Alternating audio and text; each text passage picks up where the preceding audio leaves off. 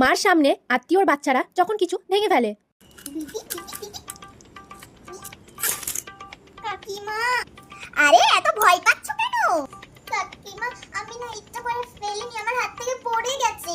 আরে বাবা, পড়ে গেছে তা কি হবে? তুমি আমাকে মারবে না তো? আরে বাবু, তুমি তো ছোট, না জেনে বুঝাই ফেলে ফেলেছো। তাহলে তুমি আমায় মারবেও না, বকবেও না? না না বাবু, ওটা তুমি খেলবে বলেই আমি কিনেছিলাম। যাও খেলো। তোমার জন্য আমি আবার একটা নতুন খেলনা কিনে দেব। কি মজা, আমি আবার নতুন খেলা পাবো। মার সামনে আমি যখন কিছু ভেঙে ফেলি।